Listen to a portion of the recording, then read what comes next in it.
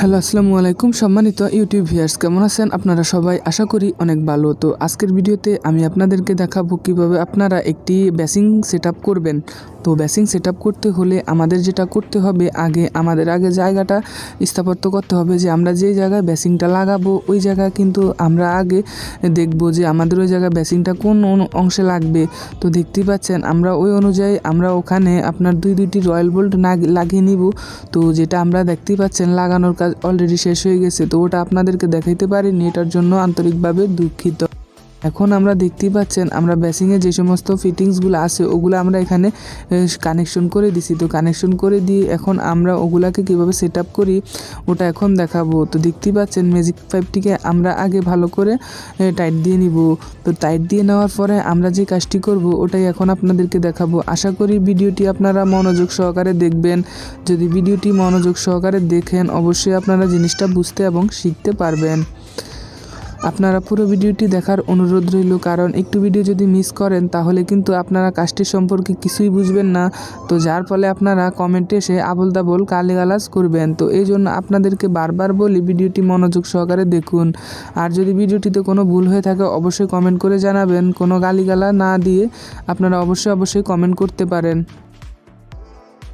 তো এখন আমরা যে কাজটি করব সেটা হলো আমরা এটাকে যে জায়গায় বসাবো ওই জায়গায় আমরা আগে ভালো করে দেখতেছি যে জিনিসটা আসলে আমাদের ছিদ্র কোনো বেশ কম হয়েছে কি না।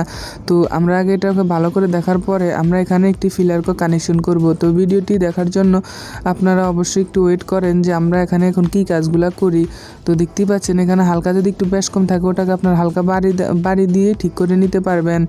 তো আমাদের কিন্তু এটা বেসিংটি বসে গেছে, তো যার ফলে আমাদের আর কোনো টেনশন নেই। তো এই জন্য আমরা যে কাজটি করব আমরা এখন এখানে ফিলার ককটিকে লাগিয়ে নিব। তো দেখতেই পাচ্ছেন ফিলার ককটি লাগাতে হলে আমাদের যেটা করতে হবে ফিলার ককটিকে ভালো করে টাইট দিয়ে নিতে হবে, কারণ ফিলার ককগুলো এমন হয়ে থাকে যে কিছুদিন পরে আপনার ফিলার ককটি অনেক ঘন ঘন নড়াচড়া করে এবং কি ফিলার ককটি খুব লুজ হয়ে যায়, যার ফলে আমাদের কাজের বদনামও আসতে পারে। তো এই জন্য আমরা এখন আপনাদেরকে ফিলার ককটি ভালো করে লাগিয়ে দেখিয়ে দিব।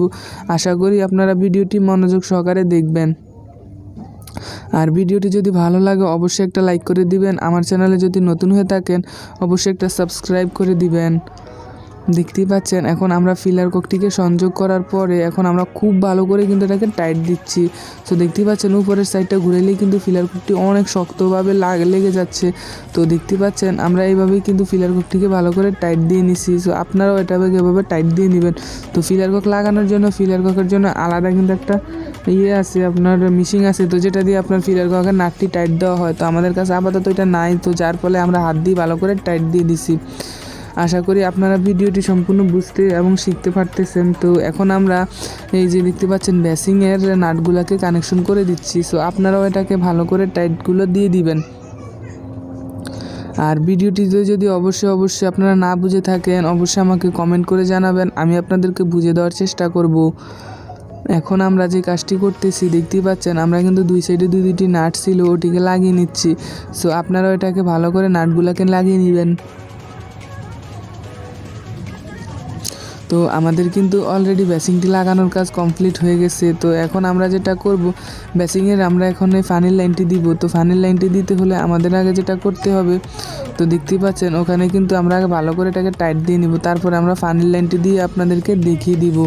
তো এই যে দেখতেই পাচ্ছেন আমরা এখন ফানির লাইনটিকে সংযোগ করব। দেখতেই পাচ্ছেন অ্যাঙ্গেল স্টক ককটি থেকে আমরা এই ফানির লাইনটি সংযোগ দিয়ে দিব। তো অ্যাঙ্গেল স্টক ককটি থেকে দেখতে পাচ্ছেন আমরা কিভাবে পাইপ দিয়ে ফানির লাইনের সংযোগটি দিয়ে দিচ্ছি।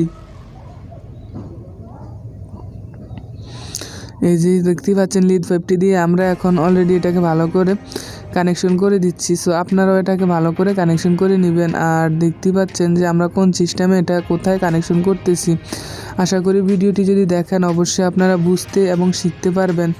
আমাদের কিন্তু অলরেডি কাজটি শেষ হয়ে গেছে, তো যার ফলে আমাদের কিন্তু আর কোনো ধরনের কাজ নেই। এখন কিন্তু এখানে গ্যালাস এবং গ্যালাসের সেলফ এগুলো লাগিয়ে নেবেন। তো এগুলো আপনারা নিজেরাই লাগিয়ে নিতে পারবেন, সো এগুলো দেখানোর কোনো কাজ নেই। তো আমি আপনাদেরকে মূলত যে বেসিংটা লাগানোর প্রয়োজন ওইটাই কিন্তু আমরা এখন এখানে লাগিয়ে দিছি। তো ভিডিওটি যদি ভালো লাগে অবশ্যই লাইক করে দিবেন। আর আমার চ্যানেলে যদি নতুন হয়ে থাকেন অবশ্যই একটা সাবস্ক্রাইব করে দিবেন। আর যদি আপনারা নতুন কোনো ভিডিও চান অবশ্যই আমাকে কমেন্ট করে জানাতে পারেন, আমি আপনাদেরকে সেই রিলেটেড ভিডিও দেওয়ার চেষ্টা করব। সবাইকে আসসালামু আলাইকুম জানিয়ে আজকের মতো এই পর্যন্তই।